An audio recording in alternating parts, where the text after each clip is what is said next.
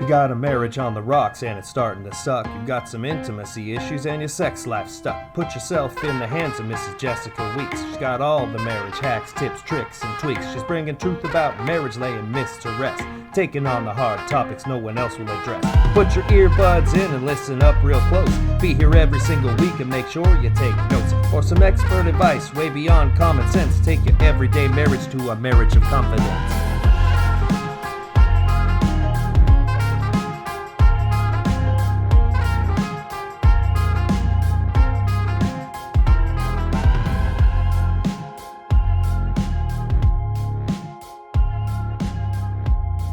This is the Confident Marriage Podcast. I'm your host, Jessica. And I'm your host, Sean. Thank you for joining us for another episode of the Confident Marriage Podcast. This is the no fluff, straightforward, real talk, real world experience, and practical solutions. We talk about what no one else will. Yep, the podcast that has couples talking, and we're funny too, I think. I think so. Everything for your family and relationships, from the playroom to the bedroom. Thank you so much for joining us today. As always, and thank you in advance, please rate and subscribe to the podcast. We really appreciate that you guys have been doing that. It means a lot to us, and it helps other people find us. So if we don't get rates and we don't get subscribes, people can't discover that we're out there. And so if you find this valuable, if you like the podcast, just take a few moments to give it a rating and write a review. That would be great too. It helps get our message to more people so that they can benefit from it as well. And don't forget to visit our website. It's www.theconfidentmarriage.com. That's our hub for everything. So we have our blogs and our podcast episodes, outside resources, everything you can find. You can find links to our mentorship program, everything. So www.theconfidentmarriage.com for all things confident marriage. Yes, and don't forget to subscribe to the newsletter when you're on our website. So if you're hearing this episode, chances are you didn't get to hear it early. We release it early on Sunday to our subscribers, and you get to hear our news and you get to read our blogs before everything goes live on Tuesday. So, that can be done on our website too. Yep, and any special news we have to release will come out in that too. Yes. You can also find us on all social media. So we are on Twitter at C Marriage Show, Instagram, Confident Marriage, and Facebook, The Confident Marriage. And Pinterest. I'm obsessed with us being on Pinterest. I know. You have been lately. I don't know why. I don't know. It's old news now. I don't know what Pinterest is, really. Oh, man. We'll have to have a discussion. I'll show you my Pinterest pages. They're lots of fun. They're where I get a lot of my recipes. And you know that stroganoff I made that one time that was an absolute fail? It was terrible, but I ate it all anyway. He did. The kids and I had cereal, but that was a fail. Yeah, not everything on Pinterest is good, but we are. So pin us to whatever you pin things to on Pinterest. Oh my gosh, honey. Valentine's Day is coming. It is. Romantic time. I know. Have you planned our Valentine's yet? Well, we kind of planned it together. Yeah. Yeah, we brainstorm ideas and then you take care of everything before I get a chance to. I kind of thought that maybe you'd do something on the side for me, other than like what we planned. Okay. Is this one of those where you gave me mixed messages? No. We should talk about mixed messages today. I think we will. Yeah. So we have a jam-packed episode for you guys today, so make sure you stick around. So the first thing we're going to talk about today is perfectly imperfect couples and marriages, and how you can make your marriage better and happier with this idea, with this understanding. Yeah, what do you like to say, that people are messy? Yes. Yeah, so no one's going to be perfect. They're perfectly imperfect. They are. And we're going to tailor your Valentine's Day around that, because that's realistic. Right. Thinking your spouse is perfect is not realistic. No. So we're going to kind of talk about being okay and understanding about you being imperfect, your spouse being imperfect, and your marriage being imperfect. And some of the things that we do that we don't realize that we do that kind of hurts our marriage. And then we're going to talk about how to admire your spouse more often and in a meaningful way, and not just on those special occasions. Right. And then lastly, we've got the ultimate gift-proof guide. So I better pay attention to that. We are going to talk about how to rethink, not fail, and dodge the double-edged swords of gift giving for your spouse. Yeah, we're going to get into things like procrastinating and spouses that aren't too clear on what they want for Valentine's Day. Spouses who are just plain awful gift givers. Yeah, and why you shouldn't just wait till Valentine's Day to admire and appreciate your spouse. Yes, I think I said that. I'm saying it again. Okay. And, also, we've got some really great tips for spouses who just really need a little bit of help and some ways that you can teach your spouse to be a better gift giver in a loving way. Yeah, your spouse isn't going to know everything about you. They're not psychic, and it's not really fair for you to expect them to be able to know what you want, especially when you're giving them mixed signals. But I get ahead of ourselves here. Yeah.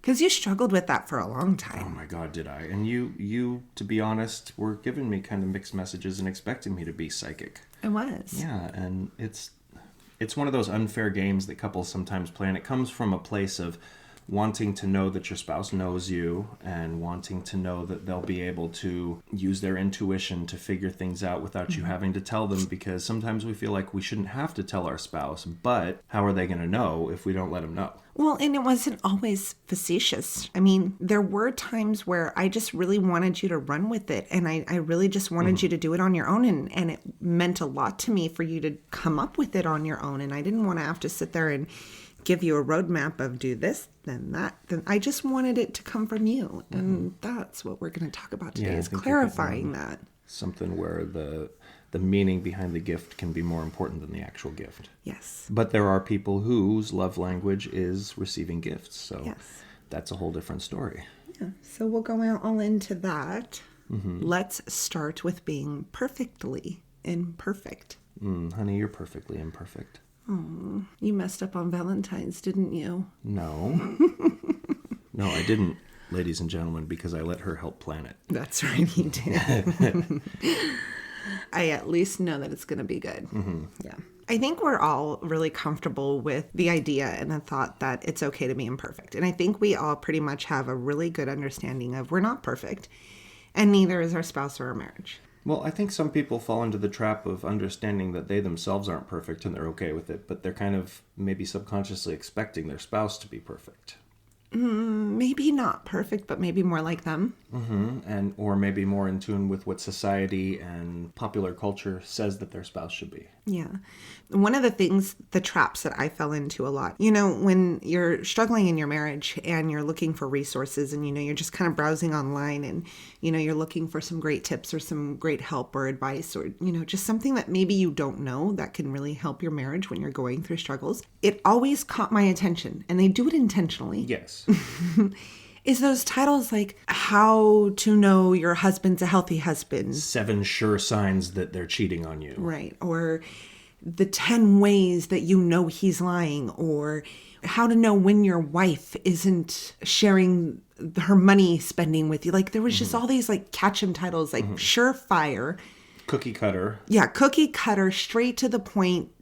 Just very clear signs that these things are occurring in your marriage, whether it's lying, unhealthiness, cheating, financial problem, like just anything you could think of, you could find a bullet 10-point list. A black and white, no room for allowing that people are individuals or that there's gray areas of just if XYZ, then ABC. Right. I will never forget. There was this one time that I read this 15 ways to know that your husband's cheating. Because at the time, if you don't know our story, at the time, Sean and I were going through a lot. And there was a lot of betrayal there. And I was looking for something to make me feel safe and secure and to find a way that I could trust him. And I thought maybe if I read this list that it would give me some hope. Oh, he's not doing any of these, so I could trust him. And as silly as that sounds, we kind of do that. When we say it out loud, it sounds ridiculous, but that's really why we're reading it, right? So I was reading this and I was thinking, God, I do that. Oh, and I do that. Oh, I do that. But I'm not cheating, and I meet half this. I meet half this list. For God forbid that Sean reads this, because he's going to think that I'm cheating, and I'm not. And this happened a lot with the things that I would read. How to know when you have a healthy marriage or an unhealthy marriage. And I'd read it and I'd think, oh my God, we're a train wreck and we're going to crash and burn and we're going to end up divorced. And there's no way we're going to last because this article is saying right here, and I agree with it, that, these are big no-nos. And it caused a lot of problems in our marriage. And let's talk about the psychology behind articles and lists that are set up this way. So first, they're counting on the fact that you have some problem that you don't know the solution to, or you have a question in your marriage or your life that you don't know the answer to.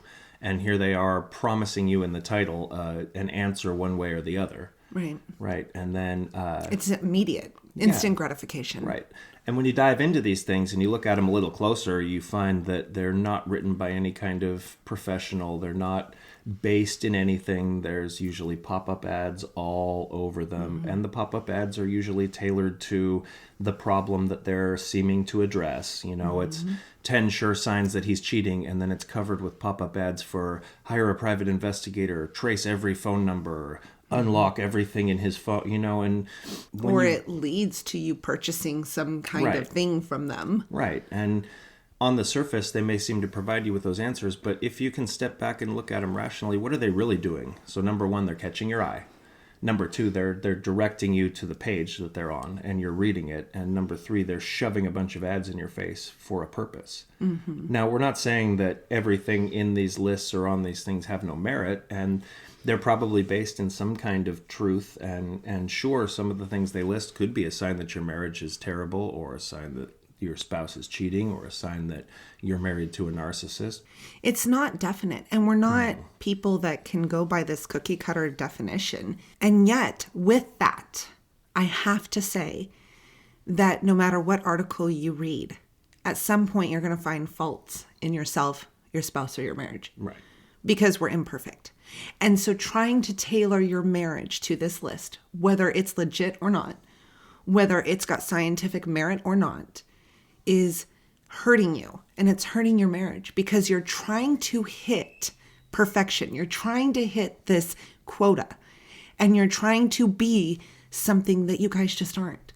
Now, that doesn't say that you don't work on your marriage, right? And that you don't strive to be better people. Of course you do. That should be a constant struggle. Right. But your perfect marriage list is yours, right? Maybe for you and your husband, your perfect marriage is better communication, ultimate sex, and being able to pay your bills and have a great time together. God, that sounds great.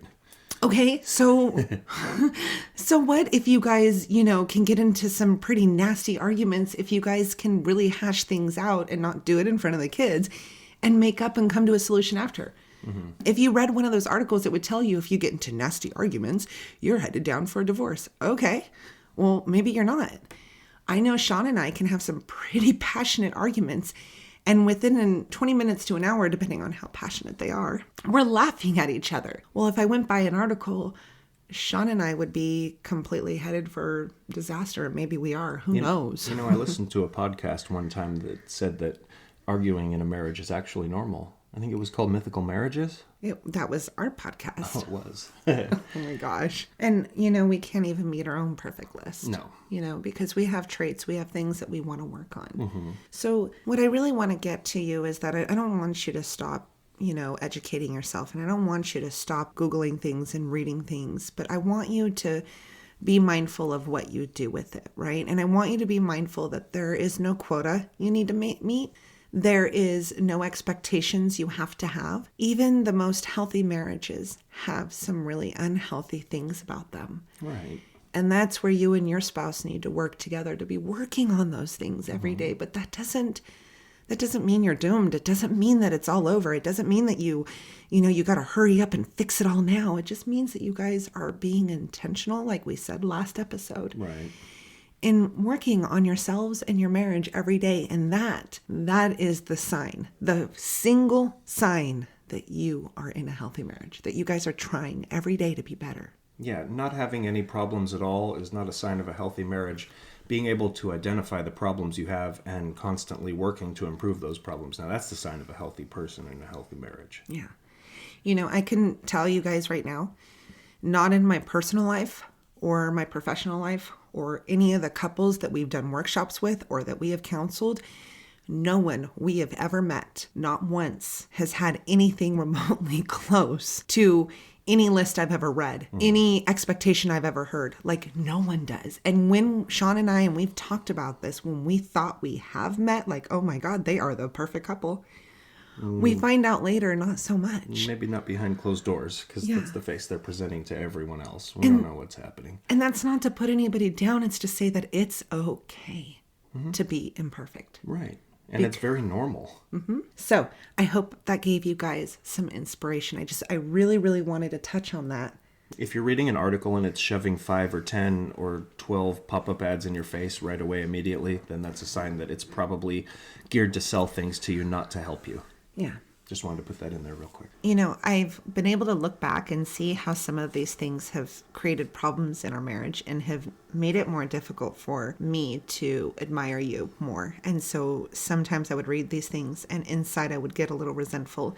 And then maybe later on that day you do one of those things. And without really realizing that I was putting 2 and 2 together, I would get more angry with you about it than I would have typically. And I just think that these kind of things, they can soak into our marriage and start to create more problems than helping. Again, that doesn't mean that you don't pay attention to these things and you don't fix them, but just be aware of how they're impacting you and how they're making you feel and view your spouse, yourself, and your marriage. Mm-hmm. And so, yeah, just as those articles kind of bother me about how you view your marriage and how they kind of twist how you view your spouse, something else that kind of, are you ready for it, kind of bothers me about Valentine's Day? What? And it's the same with Mother's Day for me too. And while it's definitely important to have a day where you admire your spouse extra, that you shouldn't be waiting for a holiday to show them love and show them how much you appreciate them. And it's like with Mother's Day, you shouldn't be waiting until one day out of the year to show your mother how much you appreciate her. Right. It should be an everyday intentional thing, right? So, and those holidays were kind of promoted by Hallmark and greeting card companies and chocolate companies of like, oh, Valentine's Day, buy a card for your... Not saying you have to buy a card for them every day and give them chocolate every day, but there are definitely ways we should be admiring our spouse throughout the year, not just waiting till Valentine's Day to do it. Yes, and this does not mean that you get to skip out on Valentine's Day. No. Because Jessica and Sean said that it wasn't important and that I need to do it every day. Don't say that the Confident Marriage told you it was healthy not to do shit for Valentine's Day. That's not what we're saying. But taking Valentine's Day, like, let's really think about it. What are date nights? Like, you should be having weekly date nights. Yes. And so that is like a reliving Valentine's Day on a minor level. Once a week, doing something special for each other with each other. How about taking all those sweet things you write in your Valentine's Day card and maybe saying those things to your spouse on a regular basis? Yeah. You know, there's lots of ways that you can show your appreciation and your admiration for your spouse on a more regular basis. So one of the things that you can do is, and this is something that we do regularly, what is something that really relaxes your spouse that they absolutely love or that is just luxurious to them? For Sean, he likes his back rubbed. Lately, it's been more of a necessity because he's been in a lot of pain than a want. For me, it's my hair rubbed. I cannot get enough of it. It's just so relaxing and amazing. And so we really try, without putting too much pressure on each other, to do that for one another once a week. Yeah, no, and I think we both do a pretty good job of when you see that I'm in pain, you'll offer it without me having to ask for it. And if I see that you're anxious or not being able to relax, I'll start rubbing your hair. And, you know, one of the things that we've talked about before, one of the things I do every day to show my love is I leave the house before she's up. So I always have her coffee ready to go for her, and I always leave her a love note. You know, I know a lot of couples do this, but I wonder if enough of us do it or if we're paying attention enough to what we're doing. Because I hear about our clients and couples that we keep in contact through social media. They do amazing things for each other on a regular basis. And I love hearing that. And then I hear other couples saying, gosh, I wish my spouse would do something like that for me. And my response is always, don't wait for them to do it for you. Yeah. Start doing it for them. Lead by example. Yeah. So, and I know you guys probably have some really, really great ideas on ways that you can show your spouse love and appreciation and admiration every day or every couple days or once a week. But really start thinking about ways that you can do that, if it's flowers or a little gift, or you can do something for them once a week, or help them do something that they want, like run a bath for them if baths are their thing. Like there's so many ways that you could do it, and it doesn't have to cost money. No.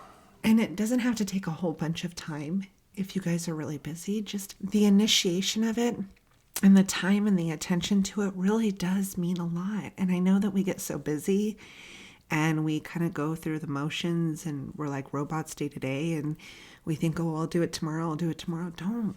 Do it right now. Yeah, it goes back to last week's topic of being intentional. I kind of talked about it in my article too of, you should be waking up in the morning with the conscious thought of how am I going to admire my spouse today? How am I going to show them love? And you kind of have that in your head for the whole day. Not that it consumes your thoughts, but it's in the back of your head. And then you're taking action steps to show that love. And that's part of being intentional. Yeah, it really is. So think of it as doing mini Valentine's Day a couple times a week or once a week. Not just a big shebang on Valentine's Day, but mini Valentine's Day as often as you can. Mm-hmm. Lots of little things for your partner. They have to know that you love them, and everybody has a different love language. So learn how they feel love, learn how they receive love, and then love them that way. Yeah. There was that one time, it was not too long ago. Was it in band camp? No. So I usually make Sean's lunches for him.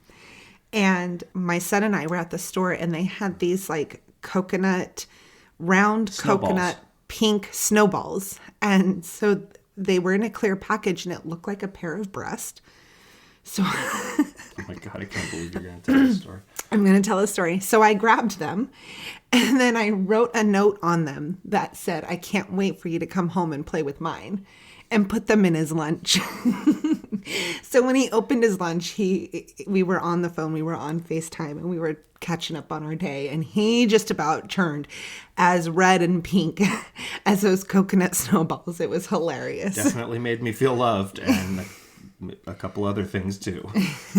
And it was a good night. It was. So cute, little, sweet, silly, just spare the moment things like that, just be spontaneous. So I asked her, what am I supposed to do? Leave you a hot dog with a note on it? I said, no, don't leave me a hot dog with a note on it. So I said, but you can leave me a Twinkie. Oh, yeah. And if you've heard our episode on porn, you'll find out all about what a Twinkie is. This would even make you laugh more. So let's dive into the ultimate gift giving for your spouse, because this not only plays into Valentine's Day, but this is really good for every holiday where you get your spouse a gift. Yes, we're going to give the top 10 gifts you must give your spouse or else they don't love you. Oh, goodness. I'm just kidding. Not only will it help you with all the holiday gifts, as I was saying, but it will help you with doing Valentine's on a smaller scale throughout your relationship in the year. Mm-hmm. So the first thing I want to talk about is one of the ways that we really fail as spouses when it's a holiday or some kind of special occasion is procrastination. Oh, I'm kind of averting my eyes and turning my head because that's me. Don't jump into the shame cycle here, Sean. So I guess I can speak on this pretty clearly. So procrastination is one of the things that I fell into for not just Valentine's Day, but holidays and birthdays. And I tend to procrastinate in a lot of areas, but gift giving was one of them, and it caused a lot of problems for our marriage because when you procrastinate and you're throwing things together last minute, it kind of sends that message to your partner that you're not thinking about them, you're not being intentional, you don't really care that much, and you're just doing it because you have to. So I fall into the trap of thinking, well, I've got plenty of time, and it's not that I wasn't thinking about her for her birthday or for Valentine's Day. I was thinking about it months ahead of time and thinking about ideas and all that, but then you get caught up in day-to-day life, and my problem was that while I was thinking about it, I wasn't putting any action into effect enough ahead of time to be able to have everything ready. And so I had all these great plans, and the thought and the intention was there, but I didn't do anything about it. So once we got to the holiday, I was like, oh crap, it's 3 days away, and I was having to try to throw things together. And Jess was like, well, what do you got planned for Valentine's Day? Well, I got all these plans. Well, what have you done? I'm going to do it. It was very obvious, too. It's very obvious to your spouse when you throw it together, even if you come up with a great thing.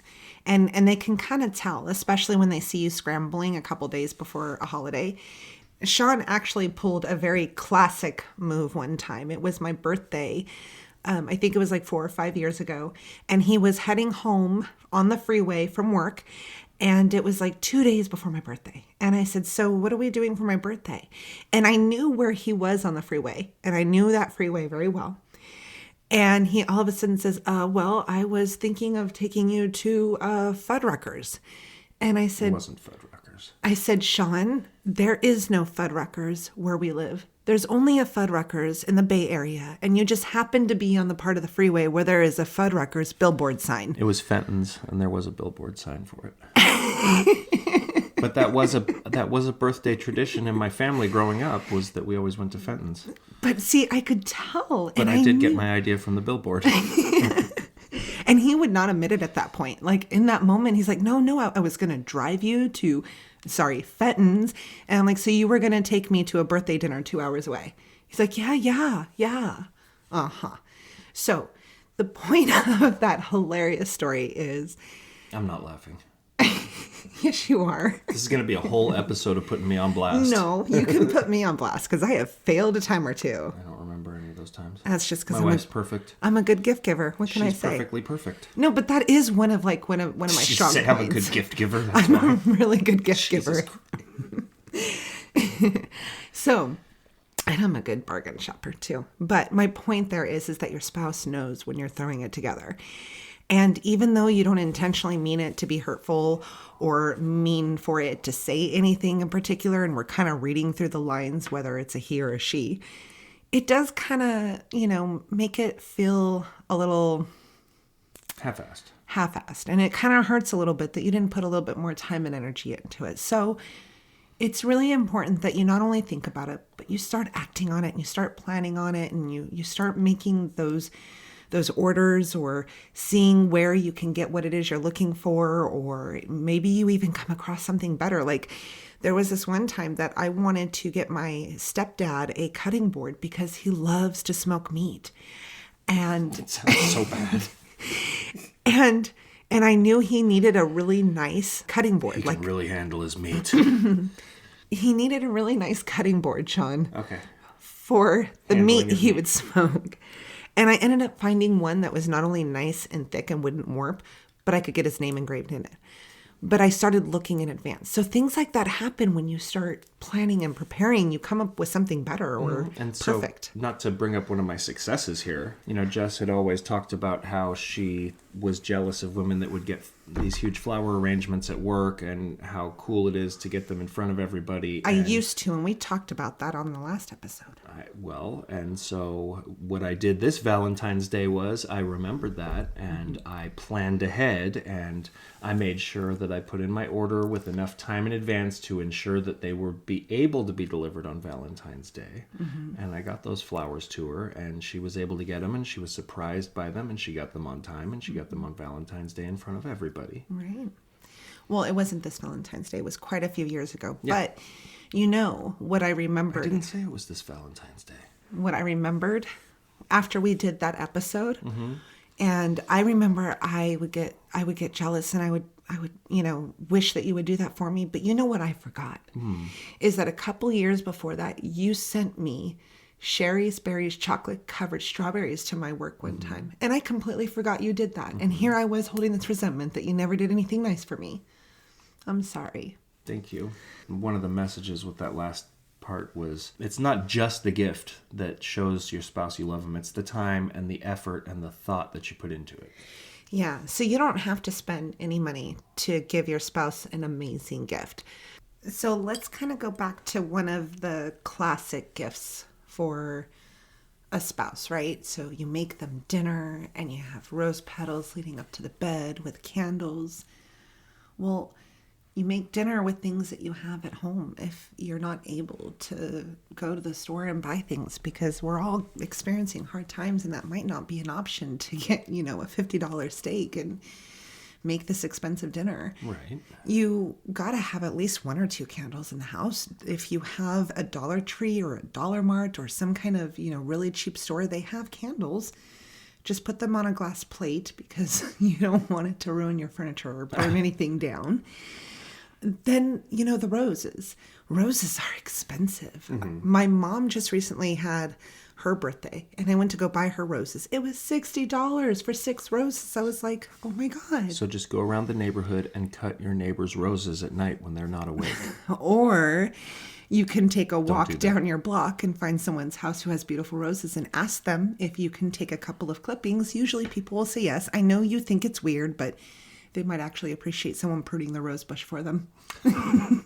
And so there you go, rose petals. Well, and there was the year that instead of buying you expensive chocolates, I bought some cheap blank plain heart-shaped sugar cookies from the grocery store and used a $2 bottle of icing to make you custom Valentine's Day personalized cookies. He did. And you guys, they were ugly and they were the sweetest thing he had ever done for me. I thought the poem I wrote you was the sweetest thing I'd ever done for That too. You know what? I can't count because you are pretty good at doing things that are very sentimental. Oh, someone wants a little more for Valentine's Day. They're kissing up.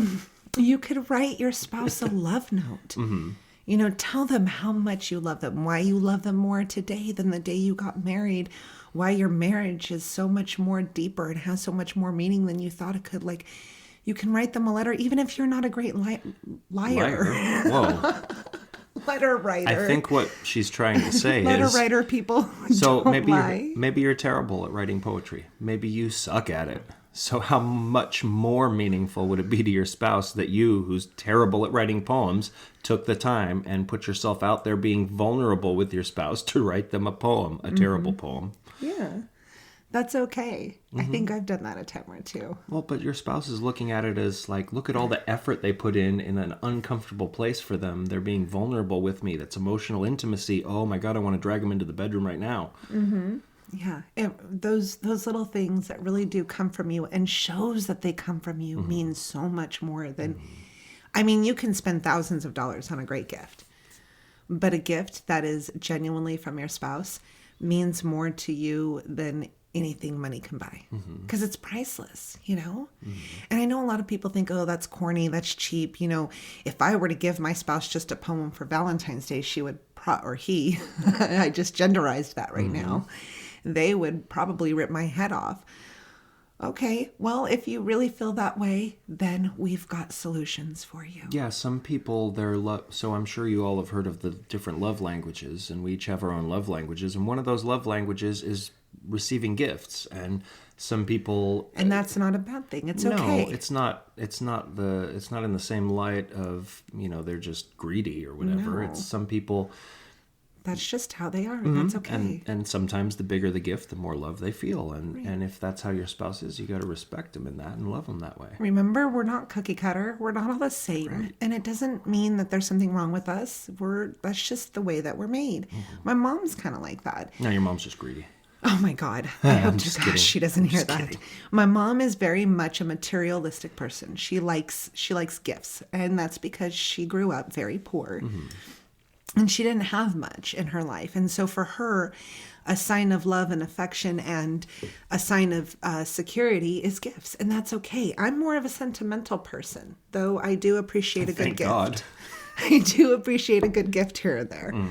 So what do you do in those moments where you know that your spouse is just one of those people that really like to be bought something? So the first thing I'm going to say, and this starts before the gift giving, is get your spouse to start talking to you about the things that they like. Yeah. And if you're one of those people and your spouse fails consistently to get you a good gift, start telling them, you know, a week or two before the holiday, say, you know, there's this perfume I saw at the department store the other day. Who's going to department stores right now? Who am I kidding? Yes, right.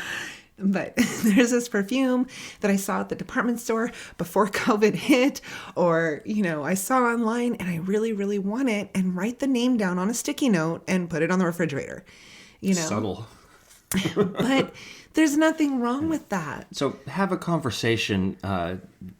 We all want our partner to be able to know instinctively what we want and get us these perfect gifts. But the truth is, and reality is, that they're not psychic. And we kind of have to teach them and nudge them in the direction of what we like. And that's okay. It doesn't mean they don't love us. It doesn't mean they're not in tune with us. They need to learn how we are and who we are so that they can be that way. So Right. if you've been married for 30 years and your husband or wife is still having trouble getting you a good gift, then maybe they're not paying attention to you. But, Right. Don't do that thing where you expect your partner to know what you want. And then if they don't live up to that expectation, which is kind of an unhealthy expectation, then you hold a resentment towards them. Maybe you haven't taught them what you like, and maybe they don't know. So it's okay to have a conversation with them. And it doesn't even have to be as overt as that. You can drop hints. And one thing I was terrible at was picking up on these hints with Jess for years and years. And now I've learned that I need to pay attention throughout the year, because she will tell me when we're out or when she sees stuff what she likes. And I know now to make a little mental note of that, or even an actual note of that, and write it down, or just hop on there and buy it right away and tuck it away for later. So make sure that you're really talking to your spouse about the things that you want, the things that you like, and I know all too often, last minute we're searching, we're trying to find great things, and I'm going to go back to those articles, you guys, and then we come across the articles, the top things to not get your spouse for Valentine's. And one of them that I saw the other day when it was like top 10 things to never get your spouse for Valentine's Day. It was the top 10 things to never get your wife for Valentine's Day. And it was gift cards. It was bath stuff like balms and bubbles and, those, really scratchy sponges, and never get your wife house goods like vacuums or mops or, anything that's for the house. And I thought, whoa, they've got me all wrong. Yeah, because she's got a little vacuum fetish. I love to vacuum, and I love a really good, quick, easy mop for when the kids spill something, and I can clean it up really quick. I love stuff for the house and bath. Oh, let's get down with some good bath stuff and gift cards. Gift cards even. Heck yeah. You get me $100 gift card to my favorite makeup store, I am so happy. So don't always assume that because one person said, don't ever get your wife, don't ever get your husband these things. Yeah, because they know your wife and your husband personally. So don't rely on those things. Pay attention to what your spouse does. Does your spouse like to go to the makeup store? Because I don't know if where you're at, they have stores that are dedicated to just makeup and hair products, but we do here. Do they like to go into that store a lot? Do they like to go to a certain department store all the time? And are they okay with gift cards? What's wrong with a beautiful card and $100 gift card in there? Baby, I didn't know what to get you, but I want you to go spoil yourself. Here you go. Like, again, your spouse might not be okay with that, but think outside the box. Listen, I want everybody, male, female, married, dating, whatever, swallow your damn pride and sit down with your partner and just have a conversation with them, an open, honest conversation to clarify. What are your no-nos? This is what I'd like, and this is what maybe would kind of offend me. This is what would show me you love me, and this would just come across as half-assed to me. I love gift cards, but don't ever get me bath bombs. I don't know. Apparently there's wars going on in the bath. We need bombs. I don't know what's happening in there. Oh, that was hilarious. War out there. Yeah, let your spouse know what those no-nos are. Yeah, just swallow your pride and have a dang conversation. It doesn't mean your spouse doesn't love you if they don't know what you like. It just means that you guys haven't talked about it yet. People are not psychic. Right. And if you're in doubt and you really don't know and you think you've got this great idea, but you don't want to spoil the surprise. Say, you know what, honey? I was thinking about this and this for your birthday. Is that something you'd really like? Or you can even, I know we say no lying, but you can even say, hey, I heard my coworker talking. A gray area. I don't know if we want to go there. I heard my coworker talking about doing this and this for their spouse, and I kind of wanted to do something along those lines for you. What do you think? Would you like that? Or I don't know. Find a way. Talk to someone who's known them for a long time. Talk to their mom. Talk to their brother. Talk to their best friend. Yeah. Talk to somebody who's known them. Hey, if you can't talk to your spouse, yeah. Think they'd like this? And keep in mind that not everybody likes surprises. Right. I don't. My wife doesn't like surprises, and I've tried to surprise her because I do like surprises. So I thought I was being like, oh, I'm good, and she doesn't care about surprises. No, it didn't go over well. And it actually went worse. So there's some really good starting points for trying to improve your gift giving to your spouse. Now, the last one that I really want to bring up is a game changer, you guys. Oh, I'm ready. And I started doing this a couple years ago, and I did not realize how powerful this really is. So I set up an Amazon wish list for my husband, myself, and my 2 children. And every time we're on Amazon and we see something we want that we can't buy right now, or it's just a want and it's not something we really need because we're being careful with money, someone places it in their wish list. My daughter does it. My son will say, Mom, will you buy me da-da-da-da? And I said, nope, but maybe for your birthday or Christmas or something. And then I'll go online and I'll put it in his wish list. Now, how does this help you? Well, this goes to admiring your spouse throughout the year and really getting a good idea of what they want on the special occasions. This not only helps teach your spouse the kinds of things that you love and that you want and that you appreciate, but it also gives your spouse the opportunity to feel like they are doing right by you and that they're getting you exactly what they want. And so I know that this kind of contradicts the whole idea of planning and preparing and thinking it out and making it come from you, but it doesn't, because it kind of gets their thinking going and, their creative juices flowing, and then they see something like, oh yeah, and I'm going to do this and this, and, so it doesn't necessarily mean that they just go on your list and buy you whatever's on your list and that's that. Yeah, I think it actually goes right towards spending the time and taking the time to get to know your partner. And so with the list, don't just put down little things. Don't just put down things for a specific occasion that you'd want to get. Don't just put down things that you can afford. I mean, throw everything on there. Everything you see that you want, no matter how out of reach it is or how crazy it is or how little it is. Because if your partner's going on there and looking through that list on a regular basis, not only are they going to see concrete things they can get you, but they're going to get an idea of what you do like. And so maybe they're out at the store 3 months from then and walking through and they see something, oh my gosh, I saw something like that on their Amazon list, but there was no way we were going to be able to afford what they had on their Amazon list. But here's something that's almost the same and it's on sale for really cheap. I'm going to buy this for them right now. Right. It really does serve a really good purpose, and it really does help each other not only understand one another, but help you guys really get each other things that are really within what you want and are meaningful and things that you're really going to use. And it'll take a little bit of that out of the situation of the, what do you want for Christmas, honey? Oh, I don't know.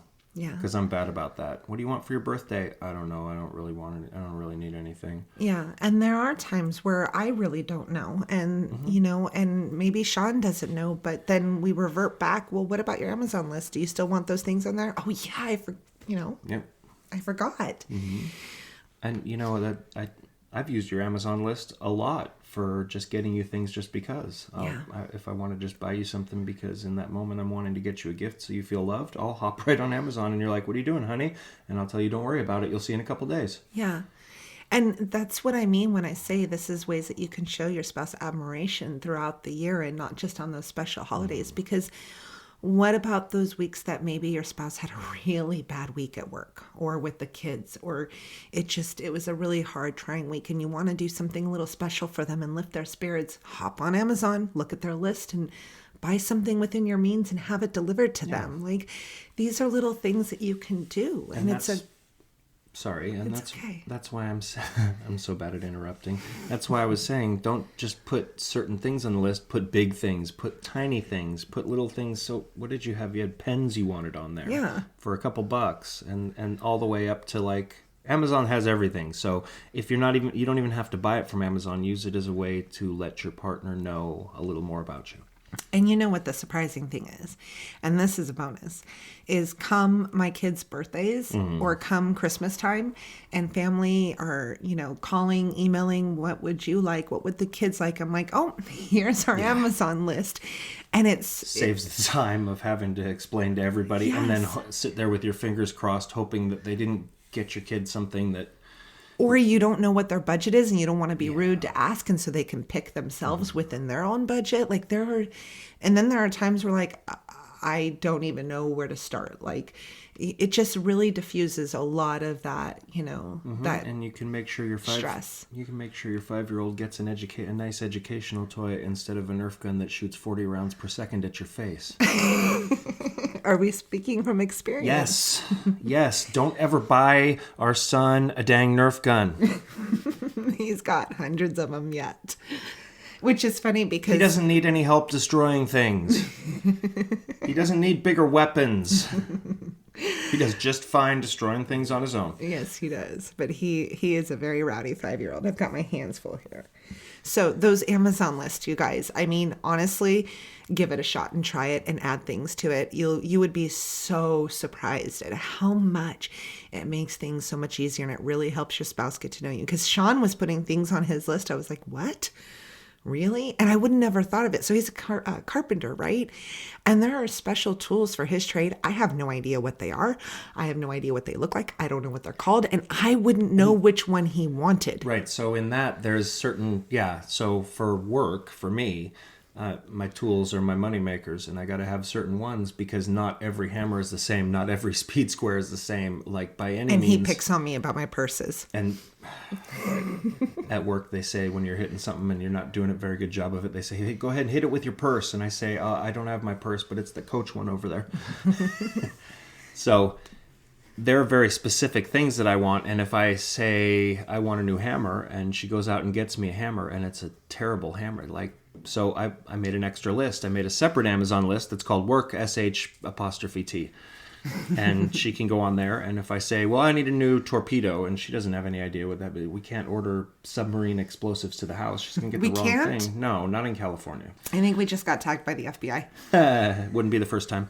So, so she can go on there and go, oh, there it is. That's okay. He's got that. He's got the brand he wants. Okay, boom, done, ordered. Yeah. So don't think of it as cheating. No.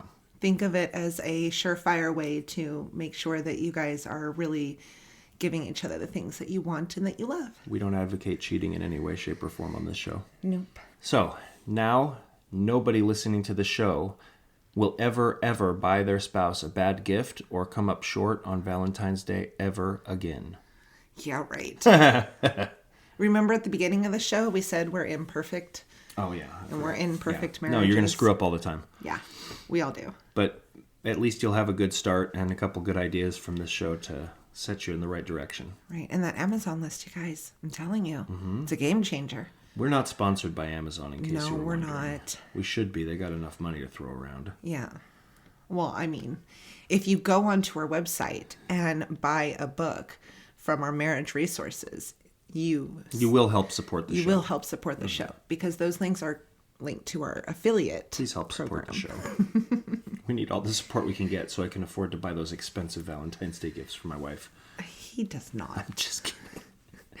I do want to give a shout out to our mentor couples out there. Oh, yeah. So to the clients that we have that we're mentoring right now, if you guys are listening, and you better be because you're supposed to be, we just want to say that you guys are doing an amazing job. We really appreciate all the hard work you're putting in. And we are really enjoying working with you guys because not only are we hopefully helping you guys out, but we get a lot out of it too. Yeah. And that's what we're all about here is helping people. So right on to our mentoring couples. You guys are doing amazing and we appreciate all the hard work, time, and effort you're putting in. And that goes for the workshop participants as well. You guys are doing awesome too. And we love the relationship that we've established with you guys and, the time we get with you and the time that we spend. It really does mean a lot to us. Mm-hmm. And we just admire each and every one of you. So keep up the great work and a shout out to you because we want you to know, even though we say it on our calls, you are amazing and you're doing great. Mm-hmm. You really are, even though it doesn't probably feel like that all the time. Right. So yes, good job. Next week, we have a special guest. He is a TED Talk speaker, multiple book author, super inspirational. Friend of the show. Very close friend of the show. We absolutely love him. Joshua Shea is going to be on, and we're going to be talking about porn. And we're going to be talking about how to know, here we go, how to know if your spouse... Top 10 reasons that your spouse may be a porn addict. how to know if you are a porn addict, the signs, and he comes from experience. He's dealt with porn himself, how to be able to talk to your spouse if you suspect that they're a porn addict, and if you are a spouse who is dealing with betrayal from porn, because that can be an issue in marriages. I do not want you to feel embarrassed or feel like it's not really a thing. It is a thing. It's a real thing. So we're going to be talking about betrayed spouses. We're going to be talking about pornography addiction. And it was an amazing interview, and we cannot wait to air it next week. So come back for that. Yeah, Joshua is a betrayal trauma specialist, and he's a porn addiction expert, and he speaks from personal experience. We have his website up on our resources page. Check that out before the show. You can get to know him a little bit. But we will, unlike those lists we talked about at the beginning of the show, we'll kind of sift through some of the real-world, practical, tangible ways you can tell if either you yourself have a problem with pornography or you think your spouse might.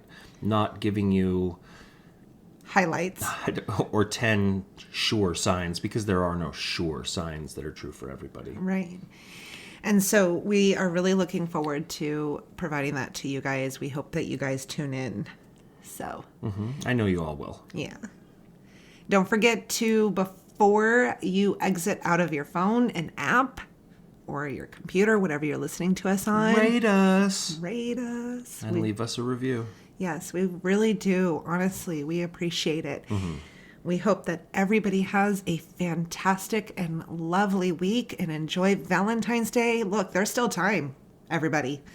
So Yep, you're last minute now, but listen to the show and get it together, and then it won't be like that next year. And for everybody else out there that's football fans, we're recording this on Super Bowl Sunday morning, but obviously when you hear this, the Super Bowl will have already happened. So either congratulations Tom Brady on another Super Bowl win, or congratulations Patrick Mahomes on a second Super Bowl win.